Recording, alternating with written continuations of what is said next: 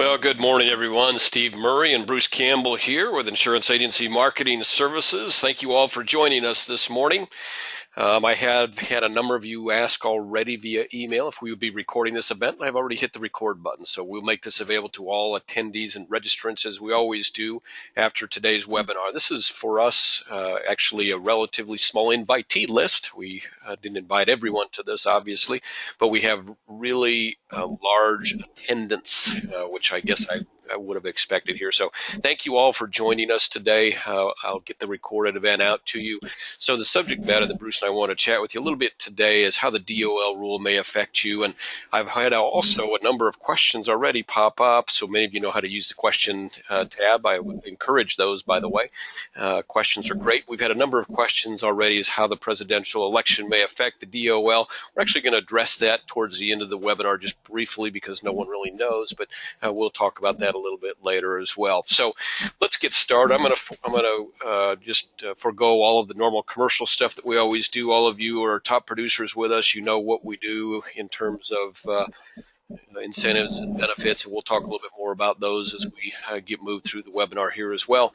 But we're going to forego all the commercial that we normally do and get right into the heart of the matter. So how is the DOL ruling going to affect you? I want to lay the table just a little bit because I know that there is some question about it. Gosh, how did all this happen? So I'm going to put it into terms that for me has helped me to understand it a little bit better and hopefully will help you as well. So keep in mind that what the DOL, the basic assumption that the DOL, Department of Labor, made was that there was too much opportunity for advice given to people around their qualified funds that was shaded by incentives and commission. And it's not just in the annuity business at all. This is across the realm of everyone that could potentially give advice to people, to employees primarily, because that's what the DOL oversees, regarding their qualified funds, and it was shaded by incentives and commissions, so they wanted to take that completely out of the mix. Well,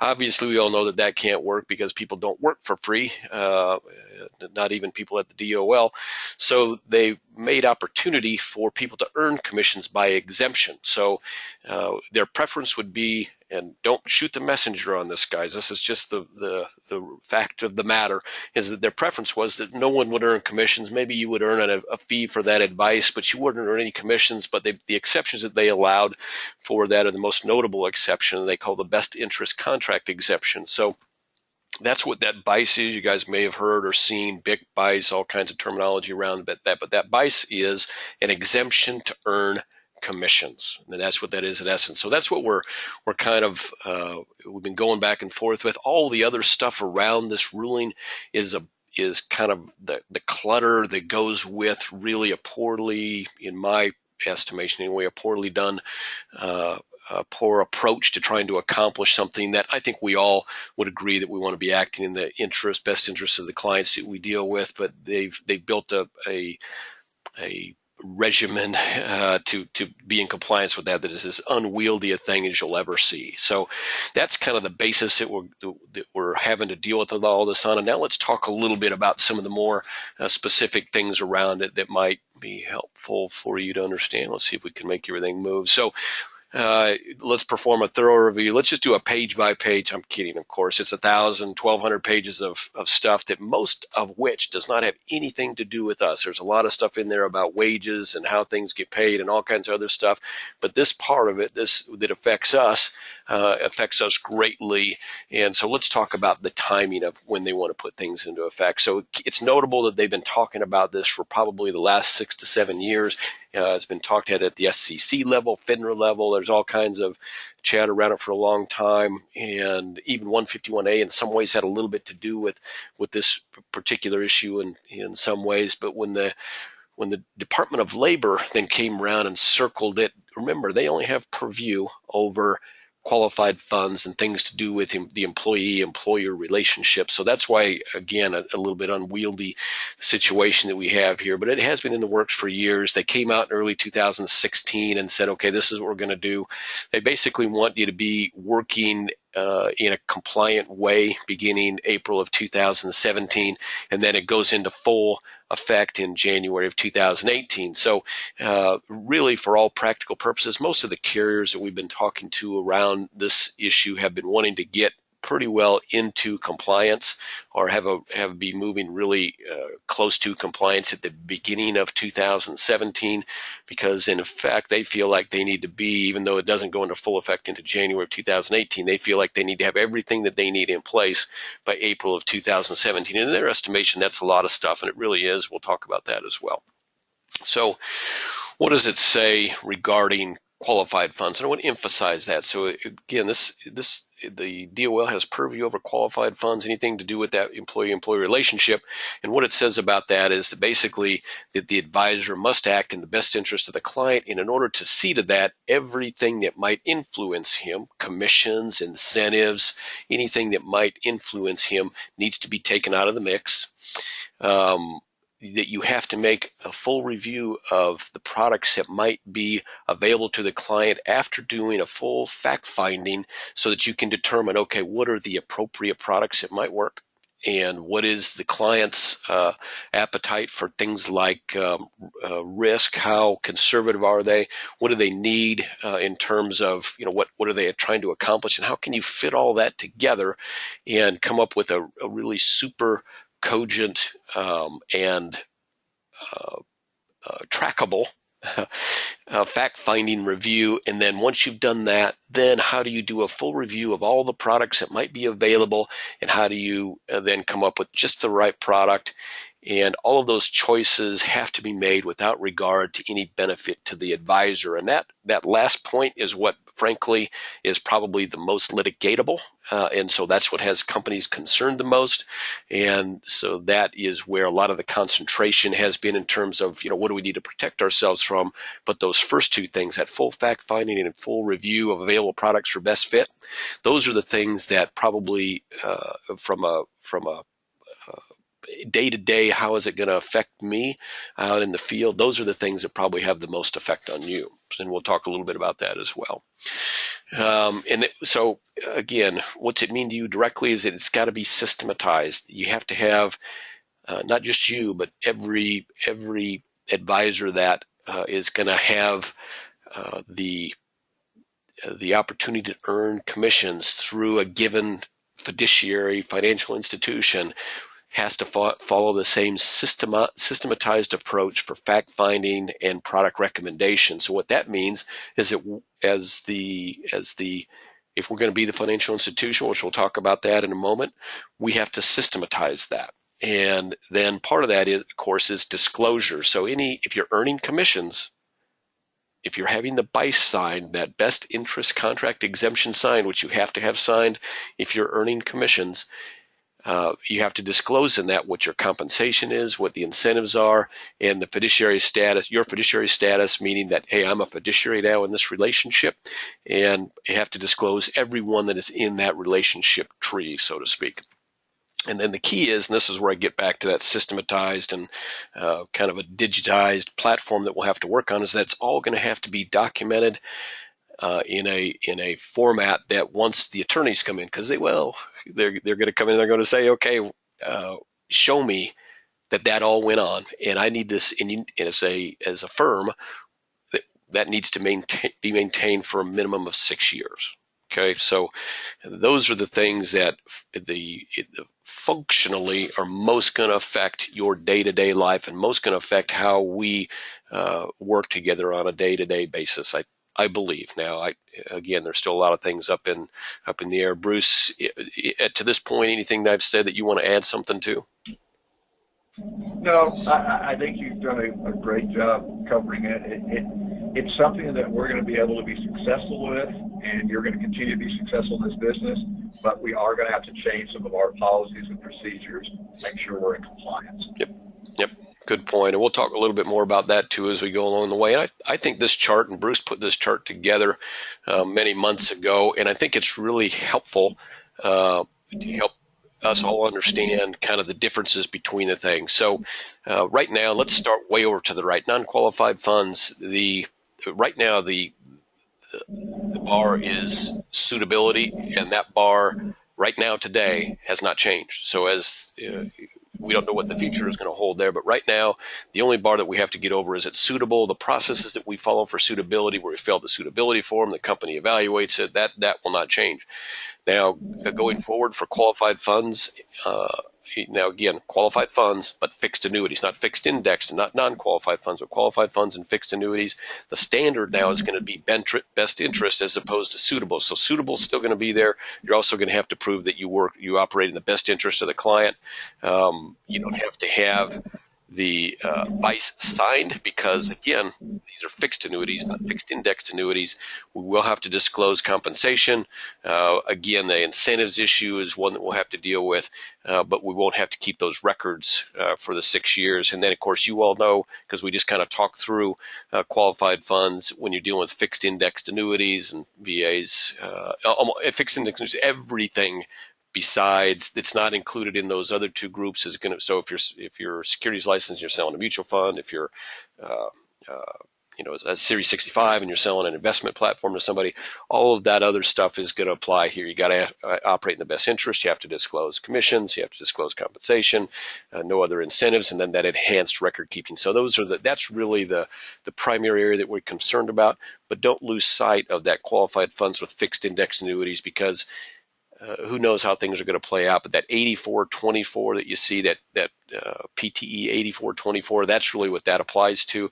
And as you can see, the only thing that's really majorly different about that is having that that best interest contract fiduciary relationship signed. So we'll talk about that again here shortly as well. So what is a financial institution? Again, you guys have all heard all this before. So if we're going to act and work in the qualified funds marketplace now, you're going to have a financial institution that is going to sign off basically along with you and say, hey, this was in the best interest of the client. And what that really means is then if there is an issue later that comes up and there's a class action or lawsuit at some point, they're going to evaluate, hey, did this individual act in the best interest of the client regardless of any benefit to him?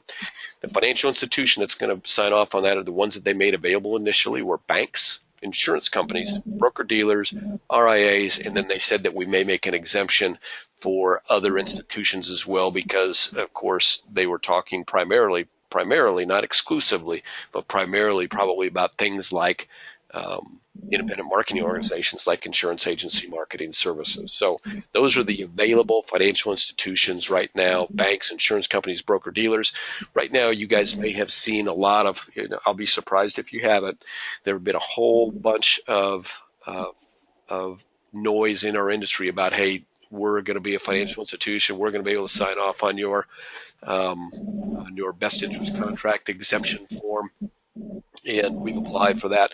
So we have worked with counsel, and our counsel has had contact with the DOL, and this goes back probably about 2.5 months ago. So when I was in Kansas, as you may know, we'll talk about the legal stuff, but we are part of a lawsuit against the DOL, against Perez specifically, and when at that particular court proceeding, the guy from the Department of Justice said, hey, there's going to be no problem. There's going to be all kinds of folks that are going to be financial institutions available, so there shouldn't be an issue. In fact, many of the folks in the room today that are in this lawsuit have applied to be financial institutions. The good news is that you don't need to apply to be a financial institution, because we're going to let you know what that criteria is, and if you meet that criteria to be a financial institution, then effectively you'll have to let us know that you want to meet that criteria, and you will be a financial institution. That is our intent here at Insurance Agency Marketing Services. So you may have seen, and this is part of the confusion that I really hate, and I've actually, we've been in contact with some of our competitors, in some ways are friendly competitors, and say, what are we doing here? Why are we trying to confuse everybody about this financial institution status? Because they're going out and saying, hey, we're going to be a financial institution. You're going to need us. Your FMO, IMO is not going to be a financial institution. They're not going to do what it takes to help you. That's not the case at all. So the Department of Labor is going to issue, and I'll as I should have when I started this, much of this is editorial, and nobody knows what's going on in a lot of situations. The Department of Labor, by practice, has not established anything in writing about a lot of this stuff. This is our intent. So their intent that has been expressed to us is that they're going to issue an exemption probably before Thanksgiving. And in that exemption, they're going to say, okay, this is what it takes to be a financial institution. If you want to abide by these rules, you're going to be one. So we're not going to waste the time, effort, money, and bandwidth to apply to be a financial institution when the Department of Labor is soon going to tell all of us. In fact, they basically said we don't want any applications. They're going to tell all of us what it takes to be a financial institution. If we're willing to abide by those guidelines and be a financial institution, which our intent here at Insurance Agency Marketing Services, that is our intent, is to be a financial institution if it's within the purview of things that make sense for anybody to do, which we don't know that yet either. Everybody says, yeah, we've applied. That doesn't mean anything. By applying, you said, I want to be, but until you know what it takes to be one, you don't know if you're going to be one. So their intent might be to be one. Our intent is to be one. Let's wait and see how this all plays out. So I don't like that confusion in the marketplace. I don't want you all thinking that, I am just sitting up here and not going to be in full support of what we need to do to help our guys, especially you folks that are on with us today that are quality producers. So hopefully we've dispelled some of that confusion. I see some questions popping up, and we're going to try and answer some of those here shortly. We've had a lot of questions arise about, okay, I've got to be security licensed to do business going forward. So let's talk about that a little bit. I don't want to go through this. You guys know what a Series 6 is. You guys know, I think, what a Series 7 is. Basically everything you can do with a Series 6. Now you can do stocks, bonds, private placements, and all that. Series 65, I get a lot of confusion about what the Series 65 is. So a Series 65 is a license that is, you take a test in order to be qualified to give financial advice or service, and I've highlighted there, on a non-commissionable basis. Now let's go back to what the DOL said. They don't mind people giving advice, but they don't want them to earn commission for that.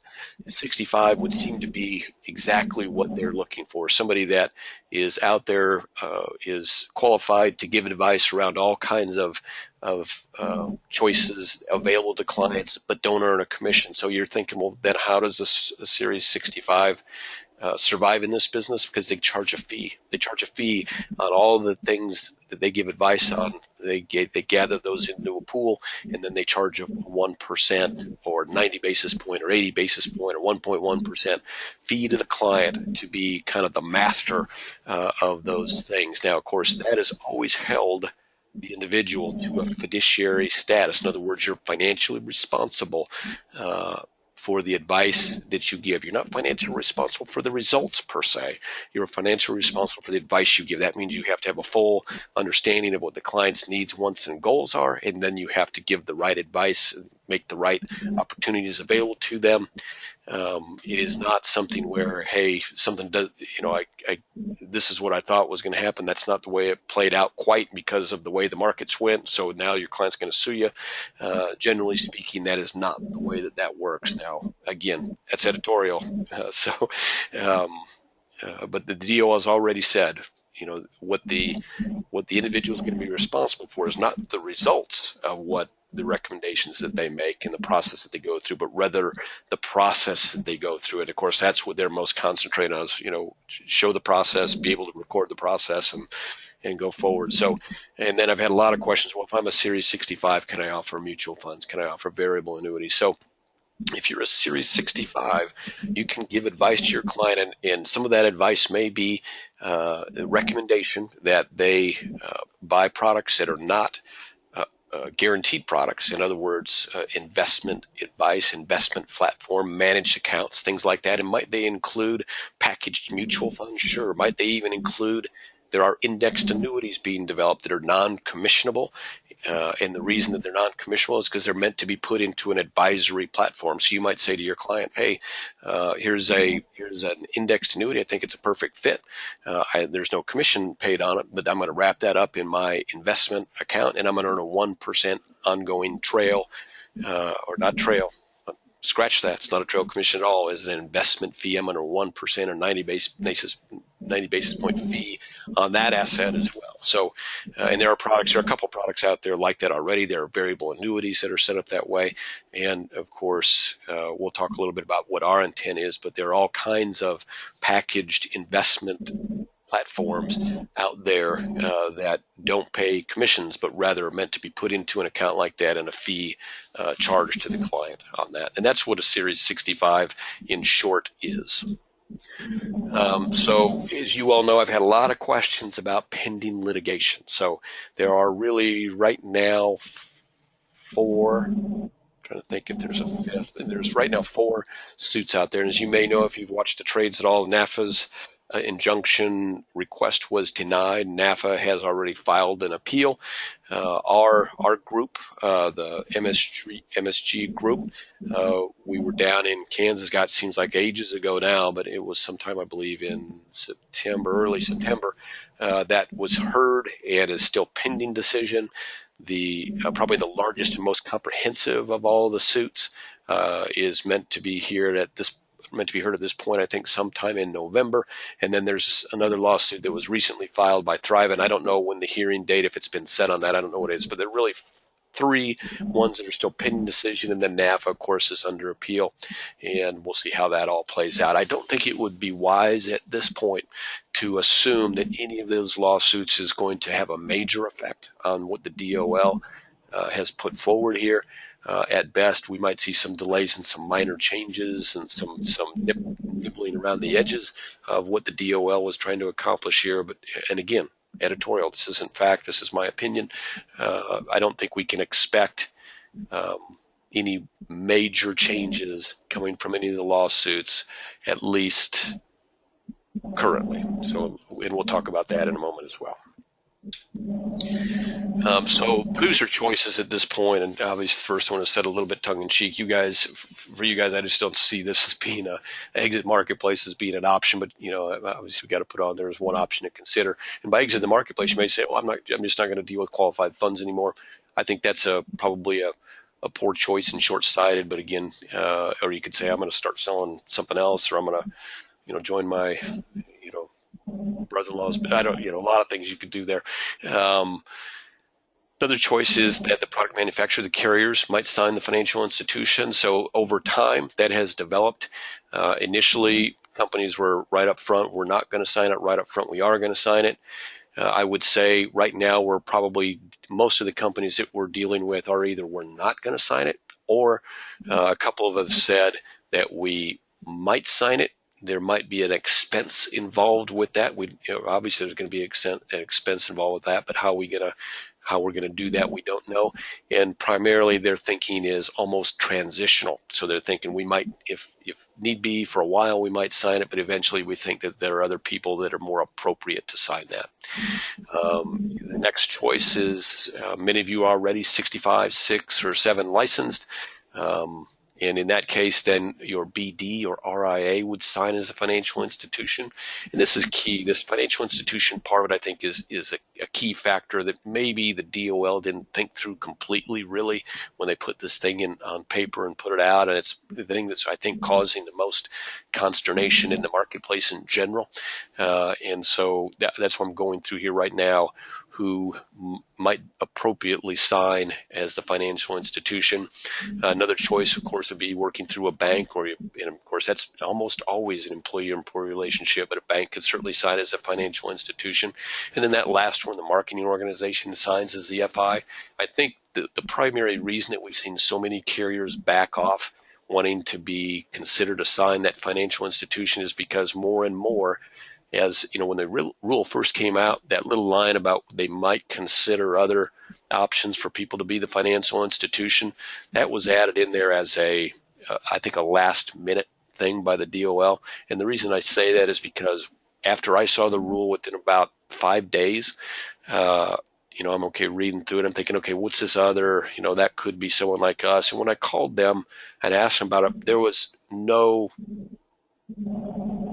even no understanding of it, but they didn't have any idea what I was talking about. What do you mean? There might, and so had to weed through that a little bit to the point where we finally said, okay, we need to get, legal representation, at least to go to the DOL and try and make some sense of that. So initially, that financial institution status was really, for an FMO, was, I think, really a kind of a very far out in the picture, kind of way out around the edges. But more and more, as this has developed, Companies I think see that, and not just insurance companies, but I think even broker dealers and RIAs and a lot of the other firms see that there's a possibility that the marketing organization may step in as that financial institution. What I want to say about that in general to you all, because you are our core producers, and again, thank you all. I know we've had some late joiners here. Thank you all for taking some time out and joining us. But what I want to put your mind at ease about is that if that opportunity to be financial institution for a marketing organization is at all reasonable, our intent is to pursue it aggressively. Now, there's been so much about this DOL ruling that is unreasonable that I have to add that part in there about it being reasonable, because we don't know what they're going to say. And I don't think they understand enough about our marketplace to know what that, to know how the marketing organization fits in the equation, and how we operate, and what we've done in the past and how we might have to modify in the future to qualify to be a financial institution. But I will say this, is that from a financial standpoint and from a relationship standpoint with our producers, and from a intent standpoint, there aren't a lot of marketing organizations that are in a better position to be a financial institution than insurance agency marketing services. And a lot of that has to do with you all, because our relationship, and there's not one of our competitors out there that would say this, that would not agree with this. Our relationship with our producers is second to none in the industry. We value our producers more than most, I think. Our relationship, our back and forth with our producers is better than most. Our understanding of how each of our producers does business is better than most. All those things are important if you're going to be a financial institution. And the financial part of it, that's something that we just have to work out. There's ways, if it comes down to, hey, you need to have so much in capital, then there's ways that companies like us can do that and have that capital reserving that we need. The bigger part of it really, we think, is the relationship part of it.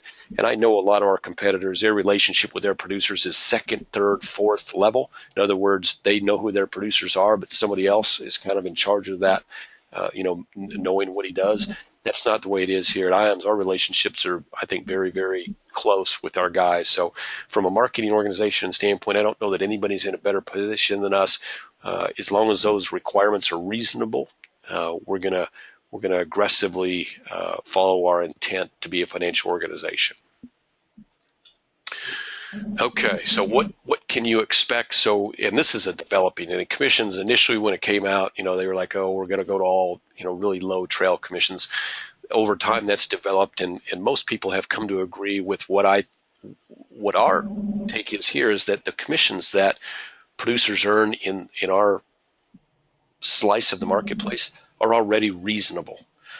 The fact that they're paid as a lump sum should not make them unreasonable. That fact in itself should not make it unreasonable. And so that's the big thing that companies are concerned about right now, is coming out and saying, okay, what's reasonable and what's unreasonable, because they think that's the most litigatable issue. The thing that's most likely to get lawsuits rolling is, hey, there was too much incentive for this individual to sell this product, and so the company or the individual took a hit because of the agent's incentive to earn more commission. So they're all really concerned about reasonable, but more and more the idea that reasonable doesn't necessarily have to mean paid out over a long period of time is taking hold. So might commissions get impacted some?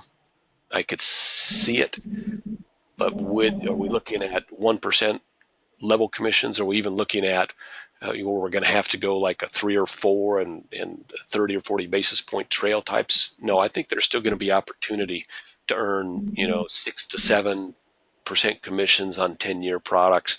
Maybe the opportunity to earn a little bit more than that on some products that are over 10 years, although I think a lot of those might go away. The paperwork issue, there's going to be more paperwork, and all that's going to be around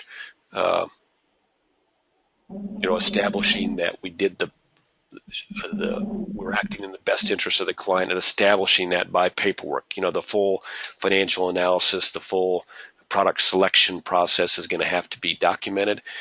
And it says paperwork there. That's kind of a misnomer, because I do not think that paperwork is going to work. I think it's going to have to be more digital in nature, and I think that's going to require us here at IAMS to throw out get some platforms in place for you all, so that becomes easier. So you guys all might have to invest in iPads and things like that more. I think what we do is going to have to be more digital than it has been in the past. I don't think incentives are going to go away, but I think they're going to be regulated away from anything that has to do with encouraging the sale of a particular product. So what that means is might we be able to still offer marketing reimbursement type things? I think so, as long as we don't say you earn more marketing reimbursement for selling this than you do for selling that. So they're going to be impacted, but they're not going to go away. A lot of you asked me about our trip, and so that is really something that no one seems to be able to pin anybody down on, except following a kind of the securities industry has been impacted by this for some time. Their trips have been impacted for some time, and most of them still have trips, but I think what we're being told is almost for certain will have to be within the contiguous 48, and almost for certain we'll have to have more training at the meeting. So it may be that we do a little training each morning, and then we have the afternoon off, and it may be that we're in Jackson Hole, Wyoming instead of Victoria, British Columbia. So I don't think that they're gone, but I do believe there'll be some impact around that. Annuity products, so the index chassis is not going away. In fact, it's the quickest growing chassis out there, not just in our little realm of the world, but the growth of the indexed annuity in the banking and securities channels has been geometric. There have been the growth of indexed annuity sales that we have seen. Most of it is coming from competitors in the securities industry and the banking industry, which I'd noted that for the first time a little bit last year, because some of the companies that I saw showing up as being very high in terms of rank in indexed annuity sales were not companies that we saw as very competitive. What I learned was a lot of those products were being sold through banks. So that's that banking channel has grown, and of course we all know that this securities industry has more and more seen the value of the no loss and capped gains that you see in index annuities. So index annuities are not going away. There's no company other than American Equity that has said we're probably going to curtail a little bit our indexed annuity development and do more traditional annuity development. And I don't even think that curtail.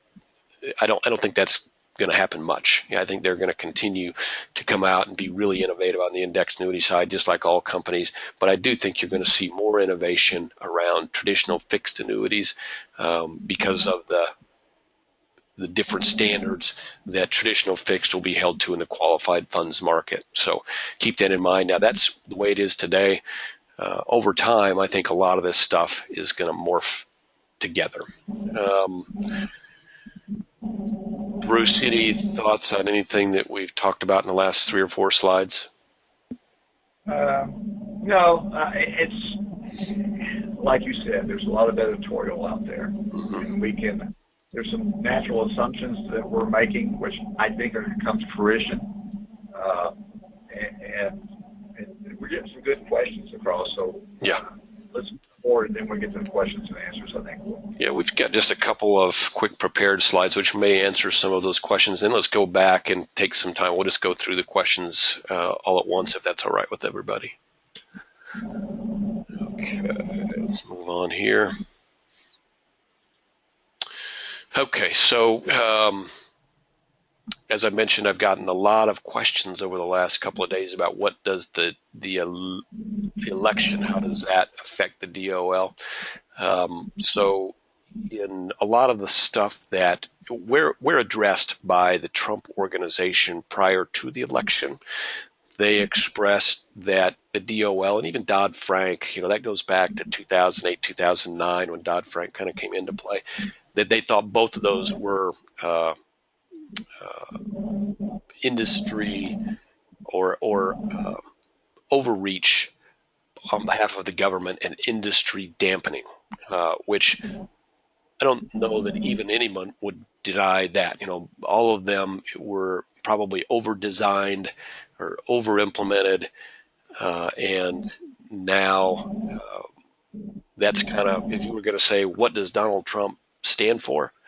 You would say he stands for less regulation, more free market. Let's get away from things that are just silly and move to things that maybe, that make some sense, but don't dampen the opportunity and the ability to do business. So I would say in basic essence, we can assume that if Trump was going to stand in front of us today and he was looking at this whole DOL thing, he'd say, this is ridiculous. We need to repeal this right away, because he's a man of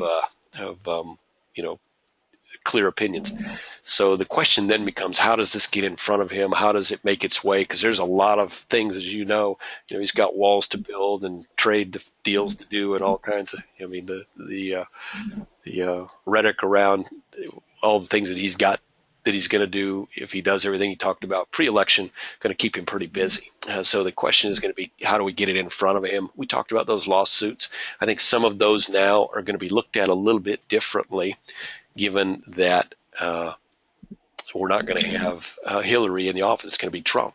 As you may remember, there were a couple things that came up through the Congress that basically repealed the DOL, but got vetoed by Obama. So the question would be, does Congress now go back through that, get it in front of Trump right after he gets in office, and does he not veto it?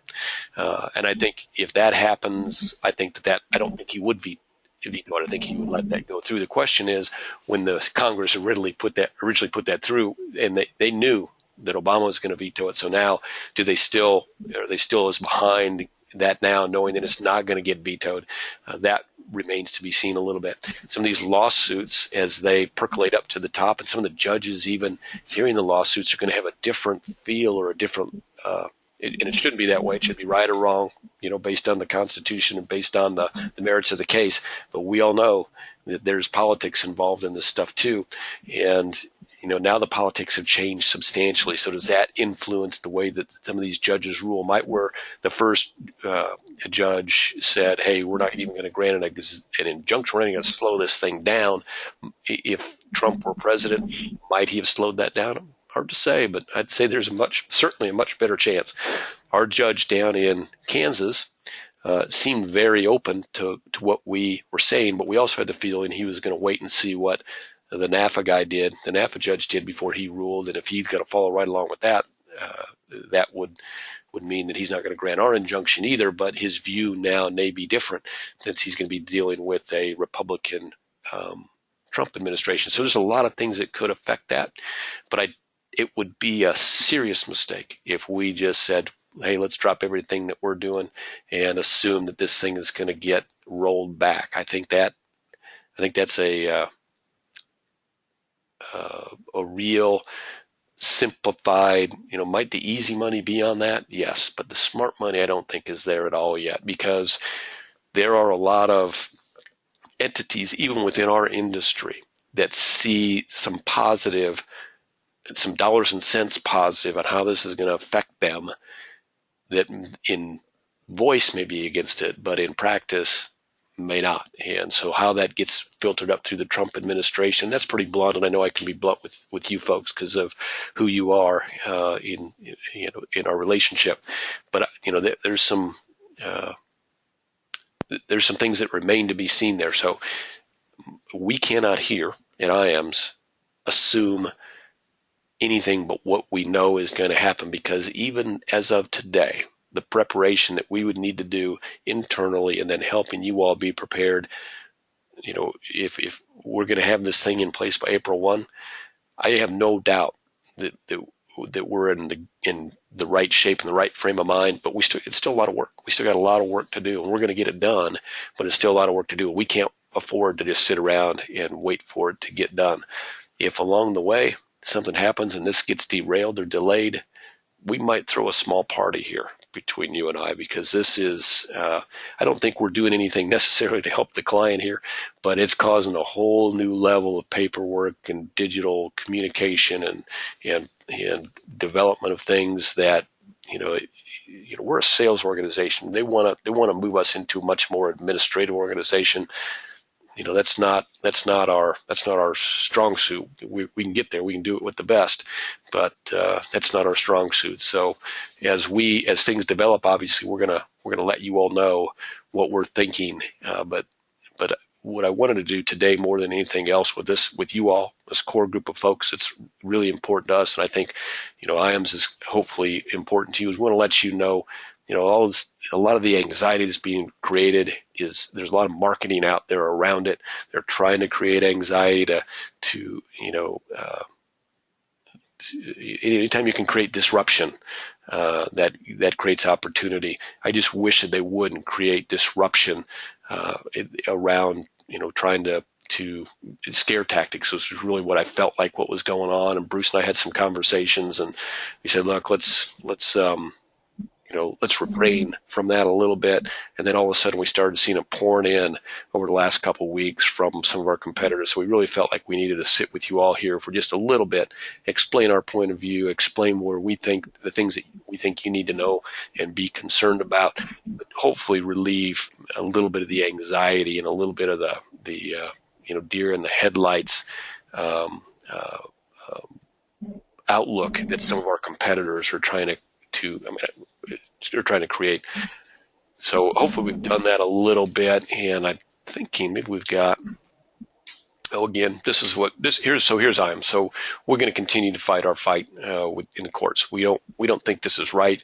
We think that the best interest of the client has been in the forefront for most of our guys. We deal with, I think, an above average quality of advisor to begin with. So maybe our view is different on that than some views, but the best interest of the client, we think, is probably paramount in all of the conversations that guys are going to have with their clients. And the whole regimen of compliance around it, we think, is a waste of time and money that doesn't need to be there. So we're going to continue to fight the fight. As you all know, we're launching an IRA. We think for many, many reasons, and I've told you all this if you read our Top Producers Escape or any one of our annuity academies. At the end of 2014, our plan here was in 2015, we want to launch an IRA. And this had nothing to do with the DOL was not even a glimmer at that point. But I think for a lot of our guys, I think opening up that other part of the business, I think, is going to create a lot of opportunity and wealth and a lot of stability to their practice. And I say it only because I've seen it in practice we do have some folks that do our IA business right now, and I've seen that in practice, and I know that they're getting more assets. I know that they're viewed differently in the sales process, I think, than someone that only has a couple of products at their disposal. So I always, since late 2014-15, and I feel like I need to apologize at times to our guys for not doing it then. The reason that we held off at that point was as 2015 got to be going along, we heard more and more about this DOL rule. We didn't know how it was going to apply, and so the easy thing to do, maybe not the smart thing for us to do at that point, but the easy thing to do is to put that RIA on hold and see how things are going to play out and see if the need was going to be different. And what we learned as soon as the deal came out was the need wasn't at all different. An RIA was a perfect thing for our guys. And as time has gone on, that opinion hasn't changed. That's still a very good and solid business opportunity that we should all consider. Will there be other avenues for you to sign off, to have somebody sign off through IAMS as a financial institution? Yes. Will IAMS likely be a financial institution? Yes. Is that the answer to everything? Unfortunately, no. 65 is still a very good answer. And for those of you out there, a pretty good group of I know they're in process, and some of you that have recently passed the 65, you have done just the right thing, in my opinion. I know it's a bit of a hassle, but it's, in the big scheme of things, it's a small change, a small process to go through, and a change that you can slowly embrace over the next 1, 2, 3, 4, 5 years that I think will make a tremendous difference in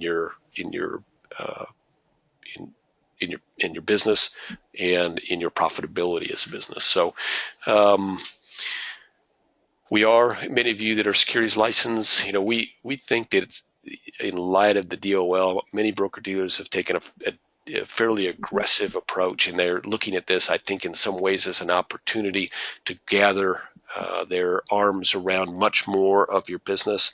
So what we're trying to do, and what we have done, is kind of gone through an interview process with a number of broker-dealers, and we're getting ready to sign an agreement with one. We may sign an agreement with one other, that we're going to establish this key broker-dealer relationship, so that when you're looking for a relationship that impacts your business on the indexed annuity side as little as possible, you'll have a place to look. And so we'll be announcing that to you all fairly soon. I just signed the agreement, or actually just sent them our final version of the agreement for their signature, and I expect that by the end of the week or early next week we'll have that signed in place, and probably sometime in the next 2 weeks we'll make an announcement to you all that, hey, this is something that this is why you might want to consider this BD if your current BD isn't meeting your needs, or you're concerned about how your BD is looking at this DOL, because I do believe that many of them are looking at it as more of a business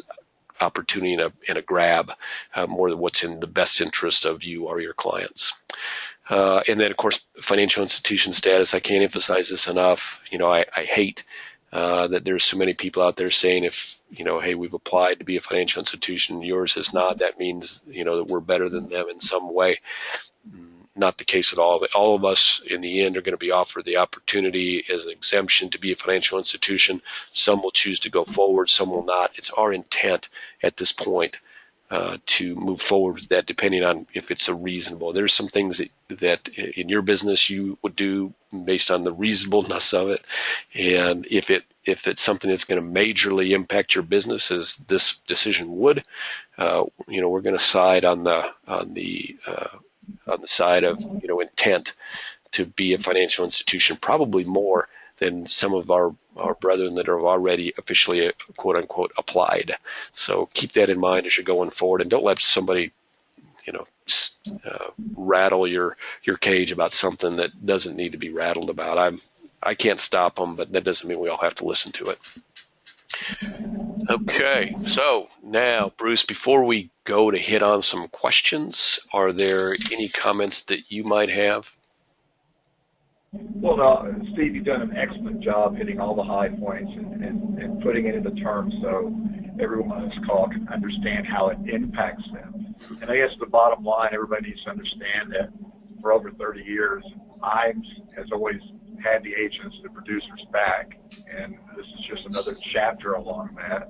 And you said it earlier, our approach has always been, you hope for the best, because some of the people on this call may think Trump's the answer, or some of these lawsuits.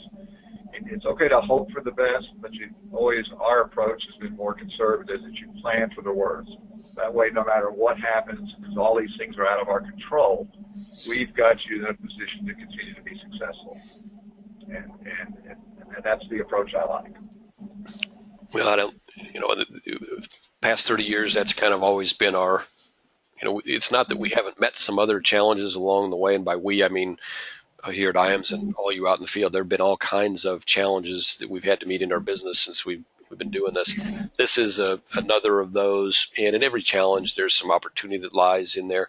And I really think for the folks that are the core advisors of the world, those that are the guy that just does this as part of, or some type of other business, or does it when he can, or maybe he's on the fringes of being in the business, those folks will probably not survive through this, obviously, because of a lot of the regimen that you have to go through.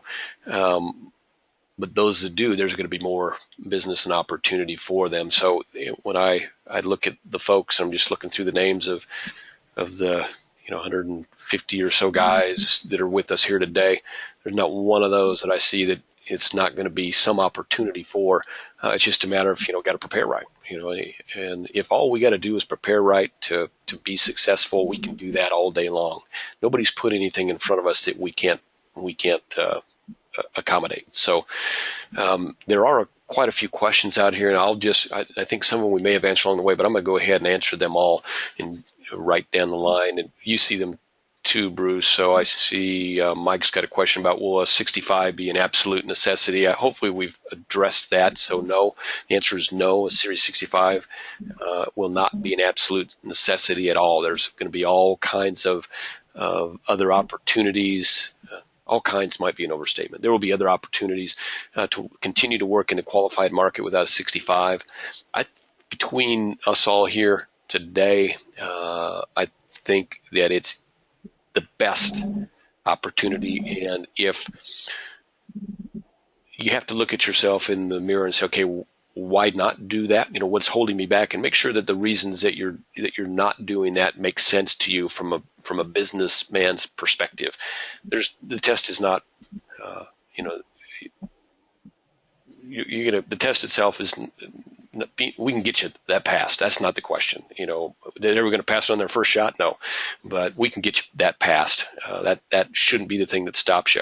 I think if somebody says, well, I think this is valid. Series 65, CFP, those things are fiduciaries.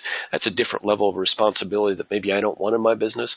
You got to go back to the slide that we talked about earlier. So if you're selling annuities at all and you're working with qualified funds, fiduciary, whether fixed, indexed, or traditional fixed. Right now, if you're selling annuities in the qualified space, you are a fiduciary. So the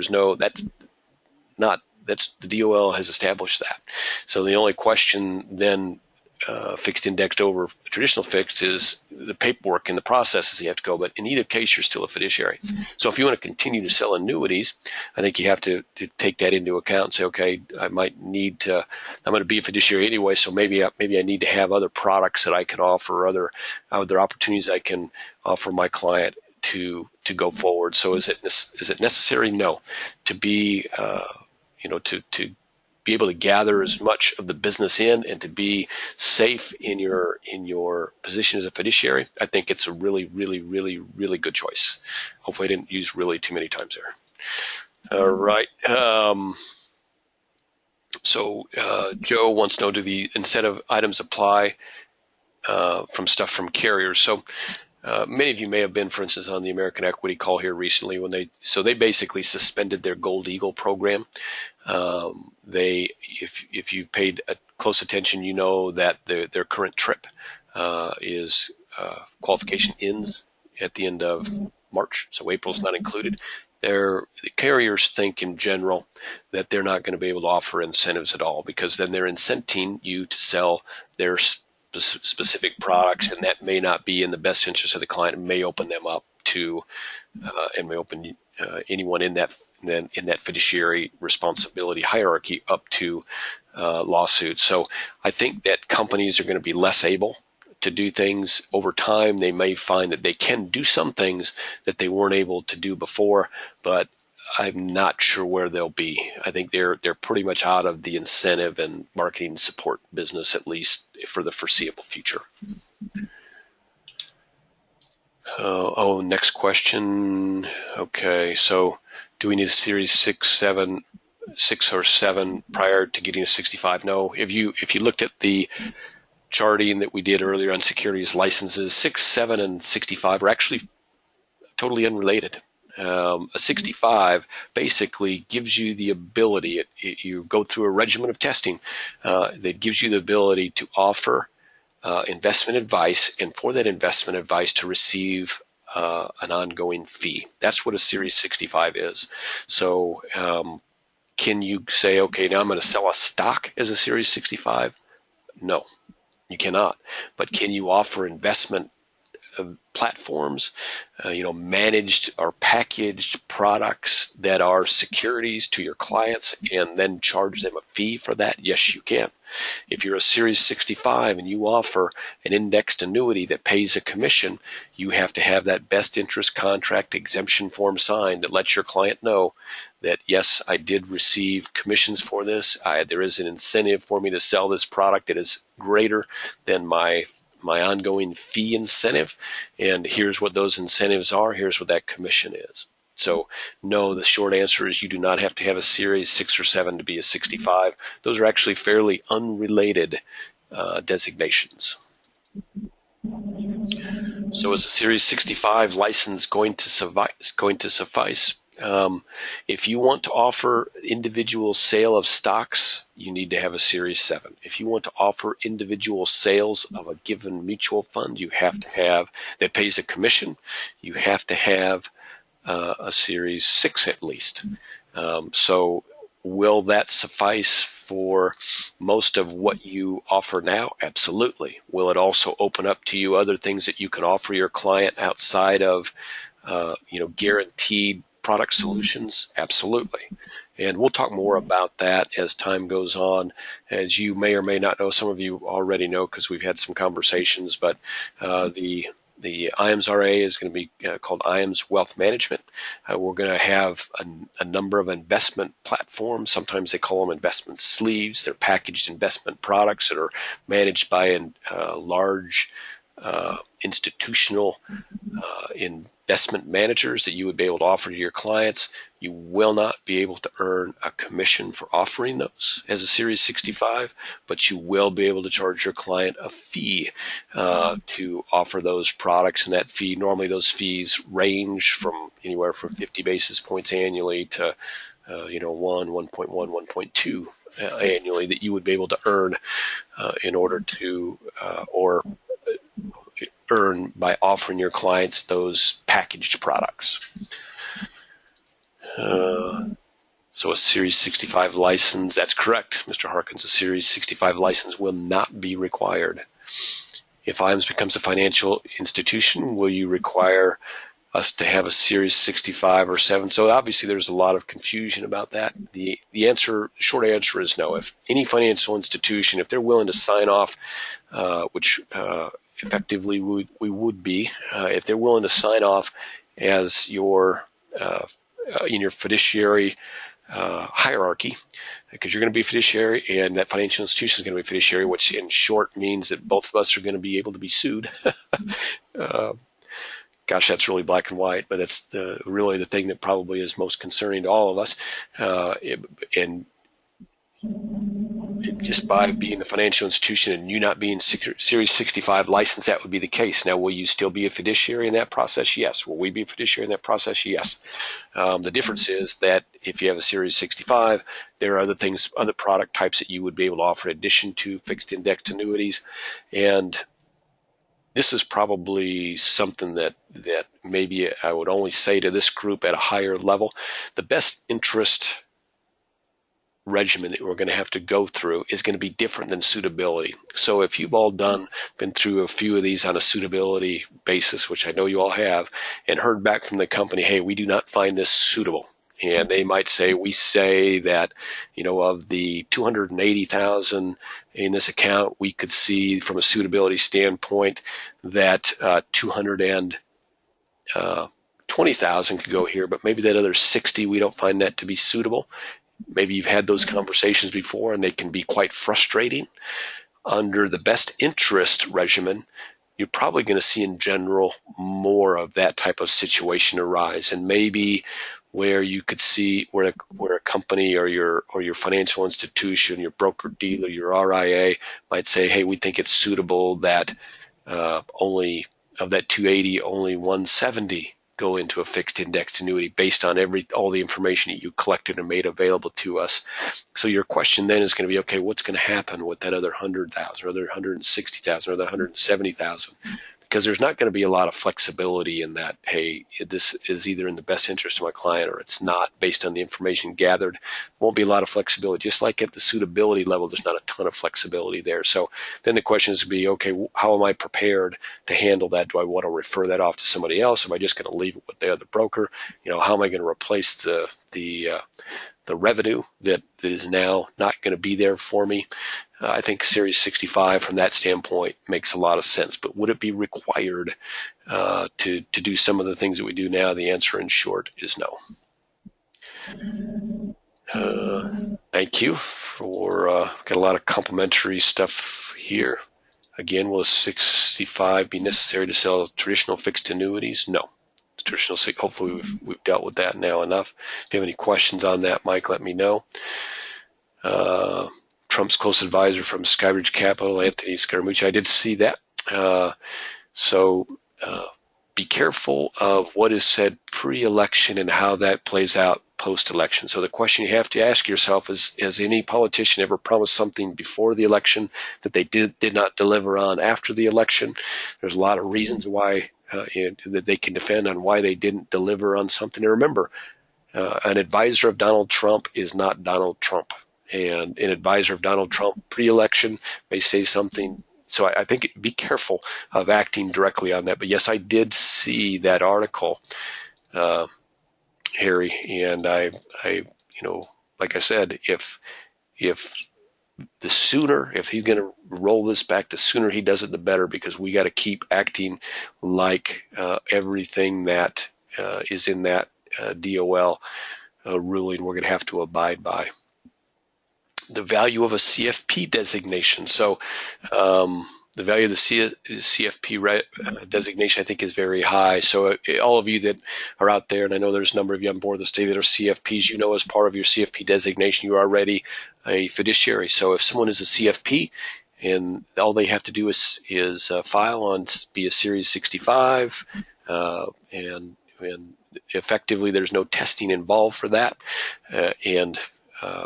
you can become, if you want, an investment advisor rep, but that's probably, as I see it, the main value that's changed in being a CFP. I think there's a lot of value in being a CFP for a lot of other reasons as well. Does a Series 65 have the constant CE mandates of a Series 6 and 7? The short answer, again, is no, that does not. Right now, the continuing education for Series 65 actually is, I believe, pretty much non-existent, but very minimal. Now, will that continue over time? I don't want to comment too much on that, but I do think over time there'll probably be more continuing education that goes along with being just a Series 65. Now, might some of the things that you do already for your insurance license in Series 65 or for your insurance license count always towards 65? Certainly, I could see that, actually. Question from TJ, and TJ wants to know if AEL stock options may be affected. So I don't think they're going to be able to offer stock options going forward. You probably, those of you that have American Equity stock options, know that their recent earnings were low. That certainly affected their stock value, stock price. I think they're good and smart and well governed over there at American Equity. That they're going to come out of this just fine. I think that's what's affected their stock price a little bit, and they're going to come out of this thing just fine. I think you're going to see that stock price go back up. But again, I don't know anything more than what you all know about that. Will IAMS be able to sponsor us for the Series 65? So good news is that a Series 65 does not require sponsorship, Sean. On the other hand, will we help you with Series 65? As many of you know, we have offered to pay for your Series 65 initially, and I think we'll continue to offer some encouragement in that regard, because it doesn't make sense for us to say we think it's not a bad thing to do and not support you along the way. So we're going to support you as much as we can. If you need information on what we think the best approach to getting your 65 is, we have that already. We said it to many of you. For those of you that are looking for financial assistance, I think we can make that available to you as well. For those of you that are looking for moral support, obviously we can make that available to you. And we are in the process of working on a Webinar 7 series that also helps you along on some of the educational processes as well. And so we're going to support that. We're not going to ask you. We're not going to recommend anything and not support it. That's the bottom line. But you do not need a sponsorship to be from a firm to go through the Series 65 testing and licensing procedures. So I'm looking at more questions. Okay, I think we talked a little bit about trips, and will we still have conventions? I think we dealt with that. does the deal really impact my marketing reimbursement and referral bonus stuff? Excuse me. So I would say in general, what we're hearing is that if it's not an incentive for a guy to sell one product over another, so we have to levelize things. We can't offer more incentive or more reimbursement for one product line than another product line. So that's going to change it for sure. But will we still be able to offer marketing reimbursement? I believe so at this point. RPM, I know many of you, we're going through the RPM checks, getting ready to go out here right now, and I know many of you get a lot of benefit from that, which I love. We love sending those checks out. Thank you for that. I'm not sure how that could be construed as a financial incentive for a guy to sell a certain product. So I think that that's going to survive. As you all can guess, we're taking legal advice on all of our programs, but our legal advice doesn't know the answers to many of these. You may have seen some of the recently released, the DOL and released some like 34 to 35 questions and answers recently. None of those gave us any enlightenment on things like our RPM program. So they say they're going to do more of those. Bruce, did you have any comment on those particular programs? No. What programs are you talking to again? Marketing reimbursement, RPM. I think we had a lot of questions about trips, but I think we addressed that. No, you hit the nail on the head. As long as we can defend that it's not directing people towards one carrier or a particular product, it'll pass muster. Yep, I think that's a general rule that we can abide by. Let's see if there are any other questions here, really quick. So, Steve, one question people are asking is, so between now and April, is it just business as usual? And that's kind of a tough one to answer. I could answer it yes or no. Yeah. Well, why don't you give us both ends of that, Bruce? I think that would be good. Well, as Steve mentioned on some of the earlier slides, I'm on your behalf is going to develop a process and procedures, and this is going to require some new forms. And so we're going to be producing forms, and we'll be having webinars so we can kind of take you through the forms so you know how to properly fill them out. And also, with the DOL ruling, there will be some new disclaimers that you have to add to your website, and we'll be in a position to help you draft those disclaimers and get them posted out on your website. And Steve mentioned that you've got to keep records for 6 years, and that you have to have a systematic approach to all of your clients. So if you ever have to defend yourself, you can show that you treat all your clients the same, and you give them the same level of service, and you're asking the same level of questions, and so forth. Well, we're going to help you design forms and templates that you can use in interaction with your prospects and clients, so that if you ever are called in or need to defend a particular sale, you'll have all the information, and it'll be consistent across all of your clients. And so, I'll just add in a little sales pitch at this point. Now, if you've been considering utilizing a CRM, now would be a great time to take it serious and actually let us help you set up a CRM, because that's going to be the easiest and most efficient way for you to document your interaction with your clients. So that's a good point, Bruce. And there will be, as I mentioned, we're going to have to establish some platforms to be in compliance, and one of those is certainly going to be, a CRM. We'll have to have some financial planning software they make available to y'all. We'll have to have some place for you all to store digitized versions of your documents. So there's a lot of things that we have to do here. The good news is that there's plenty of solutions out there, ready-made off the shelf. We're going to get the ones that are most widely accepted, just because we think that gets us closest to any question that we're compliant. And so as time goes on here over the next few months, you'll see some stuff from us, and some of it will probably continue to offer regardless of what happens with the DOL. We think there's some benefit in some of the things that have recently been developed in order to be compliant with the DOL. So those of you that are using some of like the retirement analyzer software, I think you'll see some upgrades in that you might find really, really helpful and beneficial to your business. So a lot of things that are happening out there. Some of them are good. It's just a matter of us being proactive and making effort on your all's behalf and our behalf to make sure that we do exactly what we need to do so that you're protected. That's the key.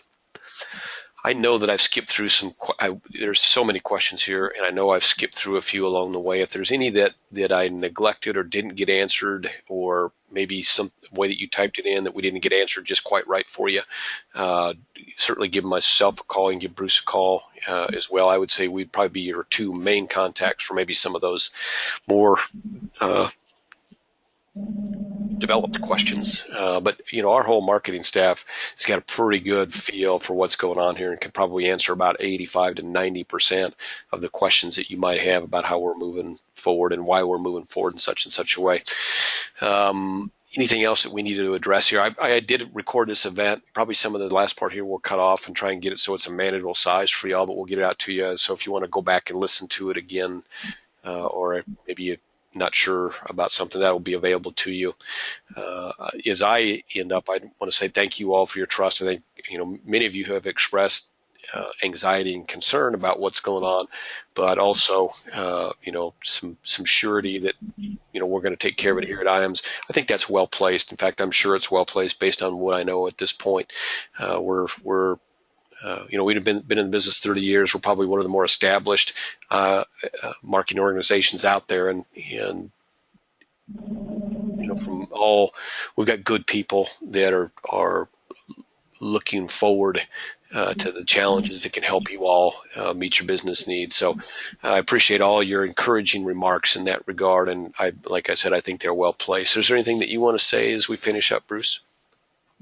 No, just know that the purpose of this call was to kind of dispel a lot of the garbage that's out there, a lot of people are putting out there.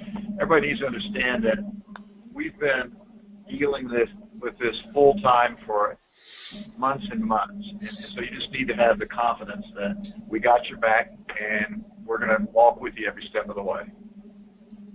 Thank you, Bruce. And thank you all again for joining us. And again, thanks all for your nice remarks via the question and answer board. We appreciate that very much, obviously. Open to any questions that you might have on a one-on-one basis, and look forward to your phone calls. And if we've missed something, please let me know. And if we need to readdress something, we would be glad to do that with the group. We'll probably invite you all into another webinar, when there's a noteworthy development, just to kind of keep you abreast. And hopefully it will be short of this. We felt like we needed to cover a lot of ground on this one going forward. Now that you've got the base and we have a better basis going forward, hopefully we can address these things in much quicker fashion, because I know this is a lot of time out of your schedule today.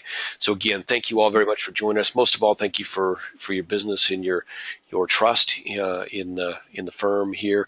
We share that trust. We know that you folks are out there doing all the things that you need to do the best for your clients, and that going forward, we know that's going to be important. And we appreciate the relationship and look forward to seeing you all or talking to you all again very soon. Thank you again.